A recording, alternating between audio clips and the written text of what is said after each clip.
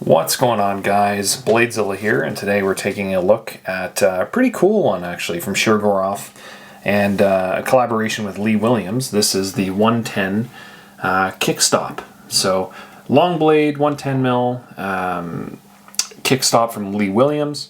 But before we get started, obviously just a reminder, this is a super casual conversation that we're not going into every little detail about the knife. We're just talking about it like we would at a coffee shop, showing the knife and taking a look at it, kind of telling you my thoughts, but more than anything, just chatting. So that will be this on the knife, and as well a reminder that please check out the website bladezilla.ca. It's where a lot of the knives that I do on my YouTube here are available for sale in a bunch of different quantities. So for example, right now we got a bunch of these Hattie Blues in. Super awesome knife, lots of pics, and all in Canada, ready to go. So super awesome knife, but that's not what this is about. Just a little shout out on the old bladezilla.ca. But otherwise, let's get into this knife. So what is it? How big is it? How heavy is it? What's it made of? Etc. will all be answered in excruciatingly slow fashion in random order. Okay, I can promise you that. First and foremost, let's get a measurement on this and some weight, and let's chat about it. So let's crack this guy open, and I have heard they're very sensitive for the lock bar pressure, because you can kind of see as we go up here how much lock bar is physically there. It's quite a bit of it. And the clip doesn't overhang it very much, I don't think. Not really, but it is putting weight on the frame itself, so that's good. But let's crack this guy open here. It might take me a few tries, but I'm sure I can do it. There we go.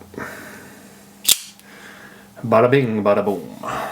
Ooh, I might have to zoom out to actually fit this on the actual screen, eh? Okay, let's do that. Okay, there we go. So let's get some measurements on this bad boy, and let's chat about it. So 110 is what they're claiming on the blade length. I'm getting overall length of 9 3/4, I'd say, something like that. Blade length is from tip to choil about 4.5, maybe 4 3/8, depending on how good your eyes are. But very long blade. So if you guys remember the 111 from Shiro, I had one recently come through. It's a big knife, and I've had a number of the production knives obviously come through. I just can't seem to keep those ones on the shelf for some reason. They're really, really hot. But this is also a very big knife. So I would probably say, just based on fit in hand, like I got extra large hands, and like look how much is hanging off the back here. So it's a big boy. Definitely akin to wearing gloves. That won't be a problem. Let's get some weights on this guy. If it's a 4 and, what did I say, 4 1/4-ish, 4 1/3 blade length, I can't imagine it being a very light knife. It's got to be in excess of 5 ounces. So let's get that. Where's my little cloth? There we go. Any guesses? 5-ish? 5.3. There you go. So, and for my Canadian homeboys that want to see it in grams, 150 of your expensive marijuana cigarettes. I'm just kidding. I don't do that. Okay. Nice little drug talk there. So 5-ounce knife. It's heavy. It's it's a big knife though, right? Like at the end of the day, if you're looking at this thing and expecting it to be 3 ounces, you probably need to, be taking at least, one of these scales would be carbon, and you'd still have to do a bunch of milling work on it on the inside, which it's already done. So I don't know how it, like, in my head, 5 ounces is pretty darn reasonable for this one.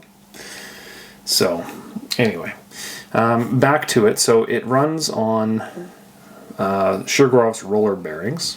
It's a single row, and if we've talked about this, I don't know, about 4,500 times already, So we kind of have a bunch of different tiers of bearings in the Shirogorov lineup. So we have single row bearings, which is just like a standard, bearings on a track.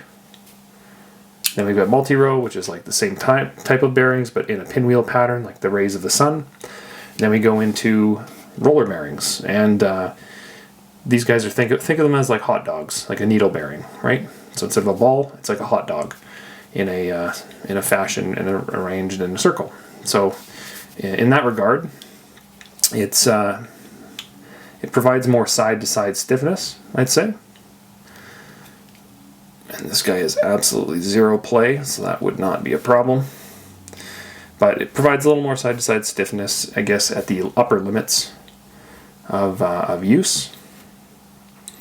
And more than anything, it's just super drop shut. And the 110s I've heard from people are like guillotine, right? They're not as float home as most Shiros. They're actually quite guillotine-y. So you can kind of see it. It just likes to slow, but it controls itself on the way home, which is not a bad thing. Now, in terms of comparison, let me put this down and grab a few items out of the safe here. 1 second, okay, guys? All right, so in terms of a few comparables here, let's get this guy. Can I even get this out without? Okay, there we go. Jeez. We'll walk our way down from kind of top to bottom with a few special editions to start. So we'll take the R.J. Martin.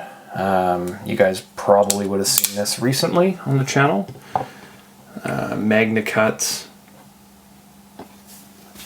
Molten Overkill. We'll do a Terrace S90V as well. There you go. Nice little special edition walk down. And then why don't we bring in the Stellar? Everybody loves the Stellar. And you know what? Just looking at this going, I need a little bit more room. So a couple little pieces to kind of walk down the sizing to give you an idea of what things look like. So there you go. But more than anything, I would imagine people want to see a standard comparison of F95. So let's grab out the Turtle. There you go. We've got the Stellar, which is super popular right now, obviously, with the production run. And then I've got my fancy Neon here, which you guys have probably seen about 150 times now. But there you go. So small, medium, large, extra large, or medium, medium, large, large, extra large, whatever you want to say. There's a nice spread of sizing. God, I need to get some more of these Neon Zeros in. That's a cool knife. Totally distracted. Every time I do one of these videos, I always end up kind of looking at my own knife collection and just being blown away by some of these. I love this Sprint Run Stellar. And I think my favorite knife in the collection actually is this Custom Division F95T. So, love that knife as well. But anyway, this bad boy right here. So it's obviously a big knife. It's got an S90V blade, which I can't seem to actually find if it's written on here anywhere. And correct me down in the comments if I'm just straight missing it. If it's written anywhere, that's what the certificate says. And why don't I show that, just in case there's any discrepancies here. But this is kind of what you get when you get one of these knives. So in this particular case, knife number 50 of 300. Now keep in mind that count, I believe, is between 3 different colors. So there's 100 of each color. In this case, this is the blue, or they have a name for it. I think it's sapphire blue or something, and that's just the pivot hardware here. See that little blue ring? So this is number 50. So I'm just assuming 100 or 0 to 100 is blue, 100 to 200 is, I think it's like a copper color, and then 200 and up is, I think, a gray. But that's kind of what you get with it. And a cloth, obviously. But pretty cool. And so S90V, I don't know where that would be written on here. God, my finger is just smudging the crap out of this right now. I'm glad it comes with that little cloth. But I don't know where they write. The S90V on the actual knife itself. God, that's just such a big blade. Look at it, just falls home so easily. And it's hard for me, and I feel like my hand might be just a little small for this, as sad as it is, because I can feel myself, and I caught myself in a YouTube video, a short that I made, where I couldn't quite reach the flipper tab. I was adjusting, and I was reaching, and I was like, oh, I needed to like choke up a little further to hit it. So it's a big knife, because on the 111, that flipper tab is actually back a little bit. And it's not much, but it's just enough that, for me, like look how long my finger is if my hand's on the clip on the back. Because remember, it's a very sensitive knife to lock bar pressure, so put your fingers on the pocket clip. You're not going to have an issue. But if my two fingers are on there like they would be on like a Neon, maybe I just need to adjust, but I can almost not reach the kickstop. But man, that thing fires out. Sounds incredible. It's a beautiful knife. Beautiful knife. I had heard this from a couple different people, a couple friends in my Shiro world, where they go, this one's as close to a custom division as you'll get. And I get it, because I'm looking at that hardware and it feels very custom division-y. I'm looking at all of this micro milling, obviously on the handle here, but all the micro milling on the lock bar. And the other thing, look at on the inside of this. So they're milling little circles on the lock bar, which looks terrific. And then those same little bubbles, those 4 bubbles or 5 bubbles or whatever, are also on the inside. See that? That's cool. You can kind of see them pop out over here too when I rotate it. It's a nice little detail. It's as well on the back here by the pocket clip. See the milling, the 5 little dots are also on the other side, on the inside. So when you rotate it, you get 2 rows at every angle. How sick is that? Obviously, we've got a titanium backspacer. It's anodized blue to match the custom division hardware, which looks sharp. My thing with blue is it tends to show every scratch. And as you can kind of see on this one, there's not a whole lot going on. So it's pretty mint. Actually, really mint. Looks great. And then we've got that kickstop kind of just tucked away inside here. And obviously it's not going to come out, but that kind of floats around. And I've done this video on, what one is it, a Chavez 229, talking about how this floats around, right?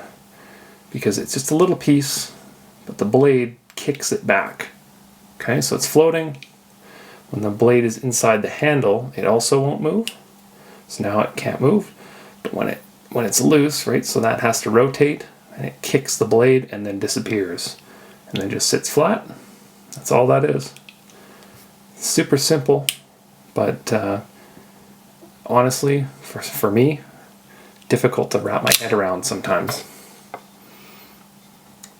Very effective. Extremely effective. And then as we're going to go back here to the lock bar, so a couple things that I wanted to point out here. One, I apologize for my little fingerprints everywhere. Number 2, you can see these nice little, almost like a radiator pattern cut. That's super cool.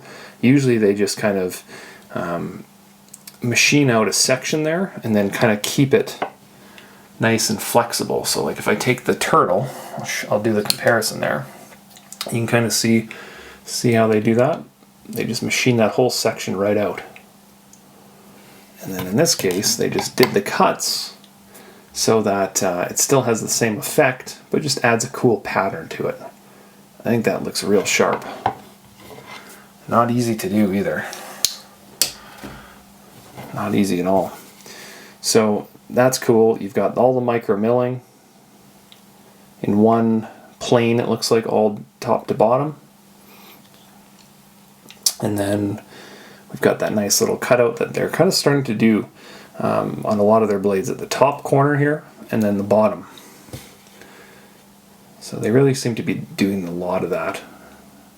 smooth sweep that also runs through that little radiator thing. I don't know what you'd call that, the gill or whatever. And then the bubbles. And then again up top, that's just a real nice little touch. And then we see a little screw there. So that should be a lock bar insert, which you can see from here. And if I look closely, it will also double as an over travel stop, I imagine. Yep. And remember, I say this in every video with one of these, but I always have to repeat myself. So remember, your lock bar insert is not just a replacement part. It's to tune the two metals, or the two materials between the blade and the handle. So, you know, titanium really likes to, I don't know how the best way to describe this, but the two materials, there's stiction there. So you put a material in between. I don't know what that material on every blade is, but it will be custom tailored to, you know, MagnaCut, S90V, like in this, M390, etc., most likely. And it'll just allow it to be tunable, right? So it's nice and smooth, no stiction, no lock rock. Ooh, comes right out. Yeah, my God, my fingerprints are everywhere. I don't know why I'm sweating so much holding this. It's so much work to hold this thing. It must just be, I'm extra sweaty. Truth be told, I just finished a workout a couple hours ago, and I'm sweating like George Costanza right now with his Kung Pao chicken. If you remember that. Another thing, so I talked about, obviously, so their custom division hardware is this guy here, right, the blue. Matches the backspacer and the titanium. Matches the clip. And also matches the hardware. Now this is your custom division hardware, and then that will be an inverse bit in order to unlock that. And so think of it as just like a reverse screwdriver, but very, very precise. And one rounded end. So you will need a special tool to take this apart, but I can't see many people wanting to take this apart in the first place. Now we also have perfect centering, but we also emphasize that with this little backspacer part here that even takes away any of the angle you can have to kind of show how centered it is. They've been doing that more and more. That looks cool. Now, I guess, you know, what are people going to say that they want? Well, they probably want this closed off up top. I can't see how you can really fit much of a blade to close that off even further. The blade is fairly far down still. You can't touch it. And speaking of the top here, you know, they have smoothed the area here for the kickstop mechanism so that when you do move your finger back, it's just nice and smooth. Because most of them now are doing, let's just see here if I can find a production F95 will work. You can kind of see how they're smoothing, they're putting a bevel on the edge of the flipper tab there just to kind of smooth out the transition as you flick it out. So they still have that, basically, that bevel on the inside with some bubbles. I don't know what they call those bubble things, but man, that's growing on me big time. Because you just see it everywhere as you rotate the knife around. These little 5 bubbles, and then it's on the inside. You rotate it around, it's on the outside, it's back on the inside. It's just, that's a cool little perk. Now the jimping itself, usable, and it's they're not going way down the blade either, because let's be honest, you're already reaching pretty far. So it's usable. It's not really needed. I'd be fine with that being blank. But if we look down the actual blade itself, it's more of a rounded flat top all the way to the end. Maybe I'll bring it up like this to show that. If it wants to find it. Come on camera, you can do it. So you see how it's all rounded, but still flat. Right down to the tip, and then does it expand outward? Can't really tell. A little bit, very minor. Very, very minor. Toward the end there. Nothing crazy, but it is a nice, beautiful drop point. We do have the Lee Williams kickstop mechanism or whatever written on the blade, which is always just a nice touch to kind of show that. And then we have some polish like a satin, almost like a 1500 grit finish kind of on the flats, which looks good. And then a stone wash on the rest. Looks real nice. Very light engagement, which is pretty normal. Very drop shutty. Just a beautiful knife. Beautiful, beautiful knife. Now, how would it compare, to some of the other custom division knives that I have? Well, it feels very similar, honestly. They're very desirable because, even though there's a 300 allotment of these made, just remember that, there's really only 100 of each color. So, if you want blue, there's only 100 of them, right? I'd love to have the whole collection myself, but I think now they're pushing, over $2,000 to $2,500 depending on condition on the secondary market for these now. And I can't remember what they were when they first came out. I really can't remember, but that was back in, I don't even know when these guys launched. Not too long ago, I don't think. But the kickstop is just a cool, I think it's the only time Shirogorov's used the kickstop is on the Lee Williams 110. So the question is, will they ever do it on the smaller size? I don't know. Would they do it on, they're obviously not going bigger, would they do it on like an RJ Martin? No. But I'd be kind of curious. If they'd make a smaller version, they would be even probably more desirable. But I think the beauty of this is just the weight of that blade in conjunction with the action of the roller bearings. Look at this. This one, will it stop? Or is it guillotine? Yeah, it's guillotine. Technical term. It's not a float home knife. It's just a full action Jackson. I can't even get it. I'm like holding the lock bar just to reach it. Come on, man. I need to like rejig how I'm holding the knife.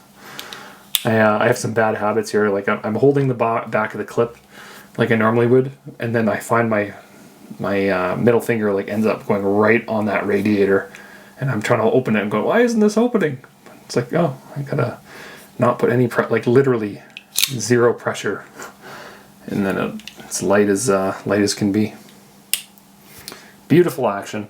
It's got a pocket or a lanyard hole on it, which is built into the backspacer, which is a nice touch. That's they're doing that on a bunch of them nowadays. So we've talked about this with the Stellar.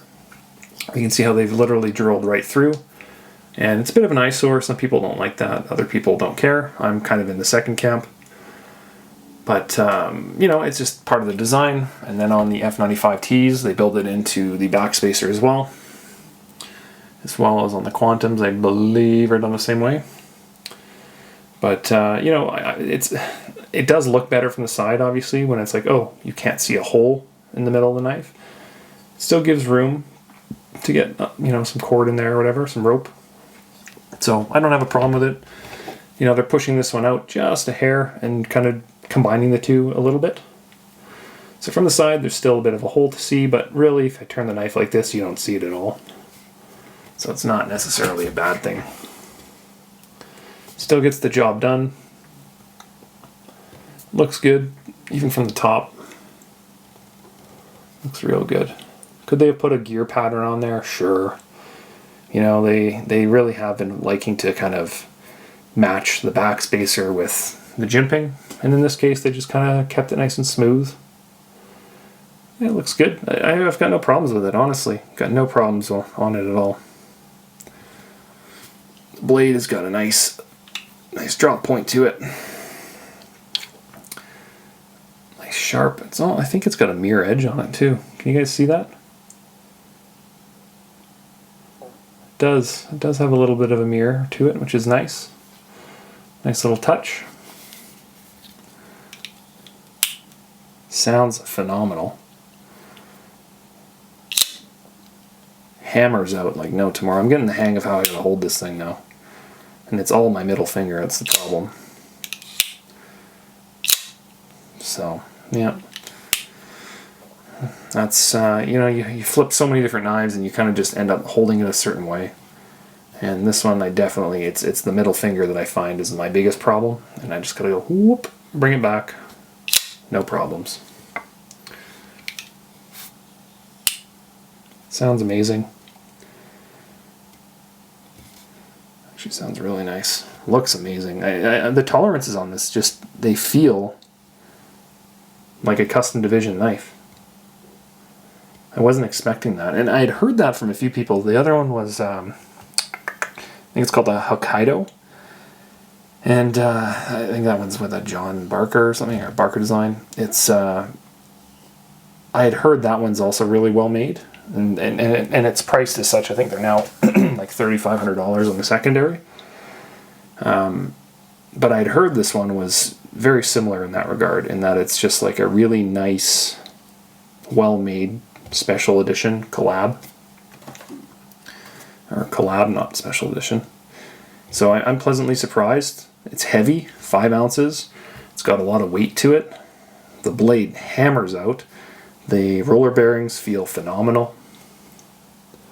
All that mill work with my fingerprints covering it look terrific. And then I'd say the thing that's really shocked me the most are these little bubbles. I just think it looks so good. And the radiator pattern on there just looks so good when you rotate it around. Now, my question I was going to ask, let's take a look inside here to see where's my little light. I am curious to see how milled out it is, or if I can really even show that. As well, if we have a number. I don't think these ones are numbered, but you never know. See inside, hopefully you can get a little peek. So it's all milled out, skeletonized on the inside for weight savings. Let's focus again here. There's a lot of millwork in there. Oh my god, just looking inside, there's a huge amount of material missing. Probably the most I've seen. Wow, that's shocking. See that? It's a ton. It's all like trapezoidal and oh my gosh. So I'm curious to see the balance on this more than anything. Yeah, so my finger's right at the front here and it's perfectly balanced. So maybe that's why they do that. Obviously it's a 5-inch blade, but let's be honest, or 5-inch, what am I saying? 4 1/3 inch blade, so it's a big, beefy, long blade, and to get that to balance, you're going to have to do some serious mill work based on how thick that stock is. Wow, that's great. That's terrific. Really impressed with that. Really, really impressed with that. You know, there's not like, the problem is with a lot of these knives, like they're really difficult to find in good shape, and to pry one of these away from someone's another thing. I also like, look how the Lee Williams, see how it's kind of just poking its nose out there, just above. I like how that kind of peaks. And then the Shirogorov logo does the same thing on the other side. If you can kind of see it there. The ears, or the ears of the bear is just kind of poking up. I like that. I would like to see, you know, a more pronounced Shirogorov logo. I've made myself known that, you know, I'm not a big fan of having it in the cutting plane on the blade. Not usually, anyway.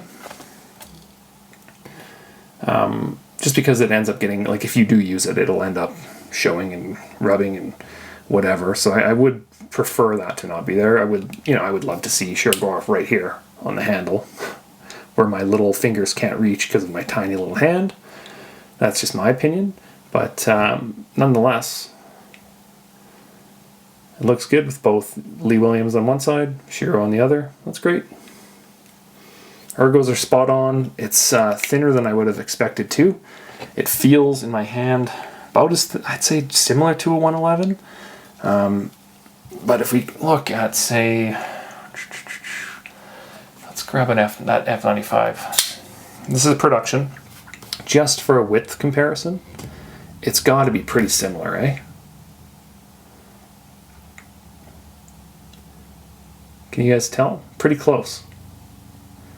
Maybe even the 110 might be a little thinner. Blade stock's a little fatter as well. I think that's, without miking them, they're probably, that's got to be 3.5 mil, eh? Maybe even 4. That's not thin at all. Here's another F95. This one's an NL Custom Division. I don't know if I've actually shown this one on the channel very much, but it's got a big, thick blade stock, almost like the Quantum Zero has, or the F95 Zero. That looks about the same to me. What do you think? Close? Not really close? You tell me. Anyway. I love how, like, I film these videos when I'm kind of doing my first experience with the knife, and I always find things later that I go, why didn't I even mention that? And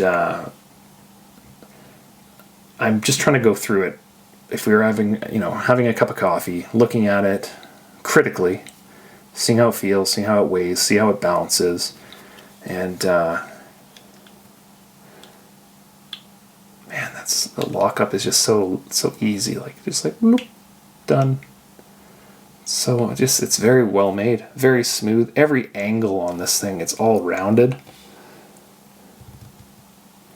And multiple times, it's just like all the machine work in conjunction with the inside. It's just like, I would love to look at the inside of this, open it up and show you. I'm not going to, but I would love to show you the inside of this, because it's like any Shiro, it's a work of art on the inside.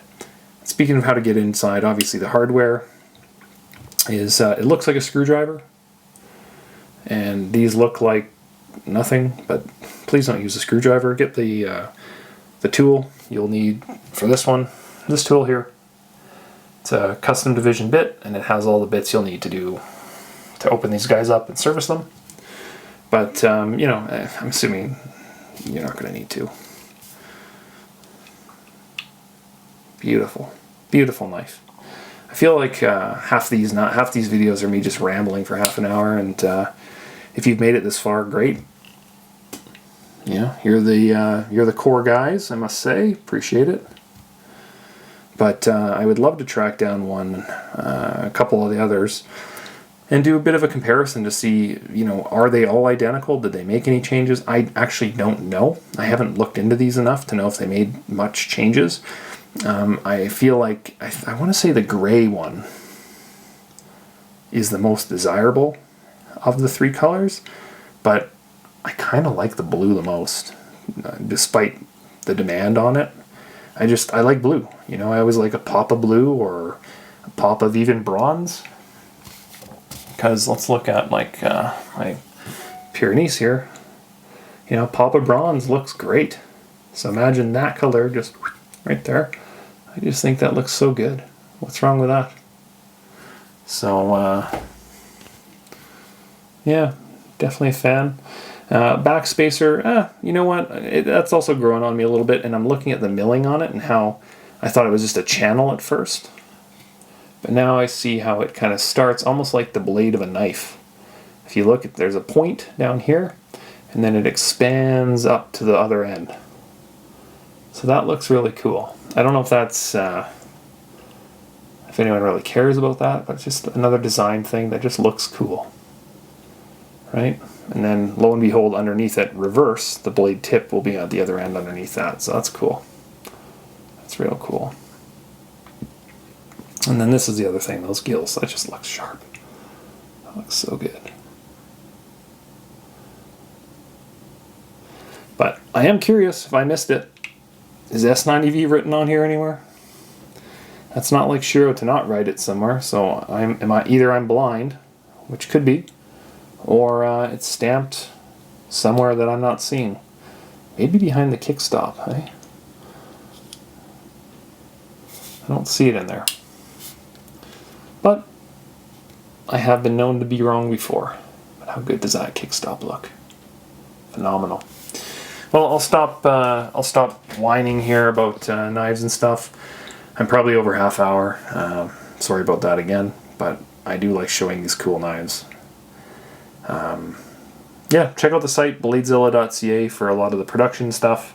If you are looking for something like this that, you know, I have a lot of friends out there that are collectors, and you can usually pry one away from them for the right price. I can connect you guys.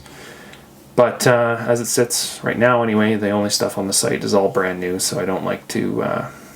just the thought of putting something like this up here, it'd be so subjective about, oh, this blah blah blah. I just don't want to go down that road quite yet.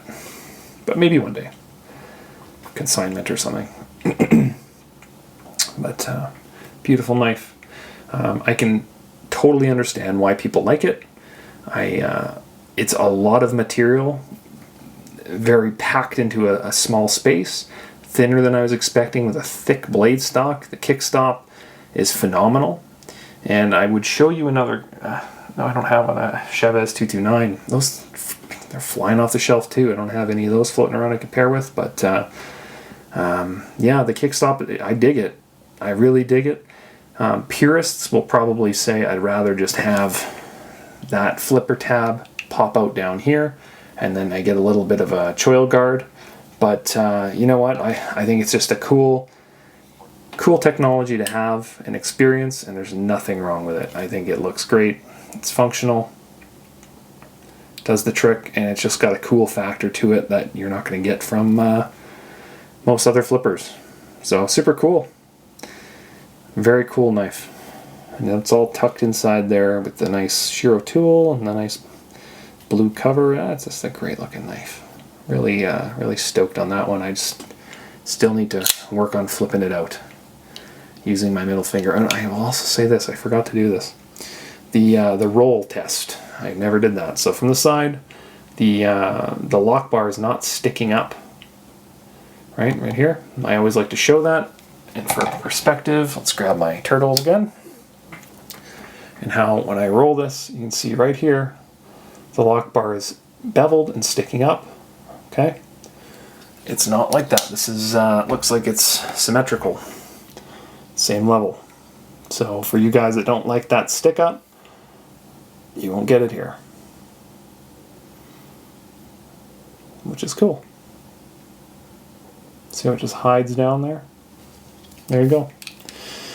Alright, well that is the Shirogorov 110KS kickstop in conjunction with Lee Williams. Super cool knife. I am fortunate to see this one, and I'm gonna try to track down the other two, because I want to do videos on those and compare them and see if there's any difference, or if they're all the same, then great.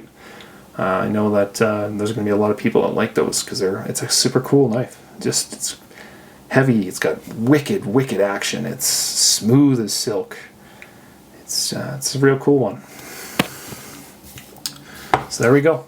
Thanks for stopping by, guys. If you have any questions, leave them below. Otherwise, like, subscribe, share, all that stuff. And check out bladezilla.ca for a lot of the stuff you see on the site. Alright, guys. See ya.